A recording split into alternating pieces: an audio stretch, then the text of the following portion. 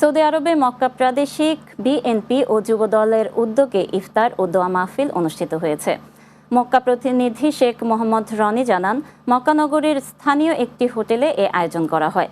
অনুষ্ঠানে সভাপতিত্ব করেন মক্কা প্রাদেশিক বিএনপি প্রধান উপদেষ্টা নাসির উদ্দিন খান।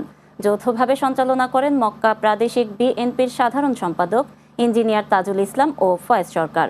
প্রধান অতিথি হিসেবে উপস্থিত ছিলেন বিএনপির নির্বাহী সদস্য আব্দুর রহমান।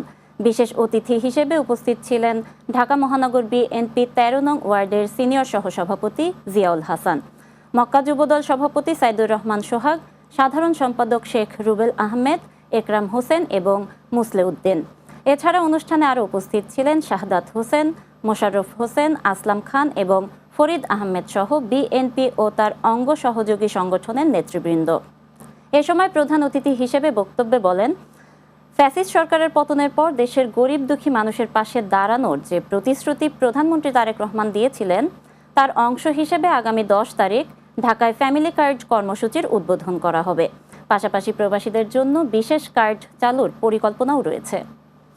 উনি বলেছেন যে বাংলাদেশের গরিব মানুষের পাশে উনি দাঁড়াবেন, তাই উনি আগামী 10 তারিখে উনি ফ্যামিলি কার্ডের সর্বপ্রথম ঢাকাতে উদ্বোধন করবে।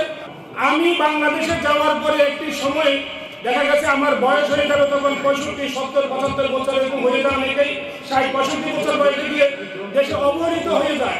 ছেলে সন্তানরা বিয়ে শাদী করে যে যার মতো জীবন পার করে, তখন দেখা যায় যে তখন এই বুড়ো বয়সে আপনি অবহেলিত একজন মানুষ হিসেবে তখন আপনার পাশে দাঁড়ানো কেউ থাকবে না। তাই জনাব তারেক রহমান সিদ্ধান্ত নিয়েছে প্রবাসীদেরকে একটি কার্ড দেওয়া হবে।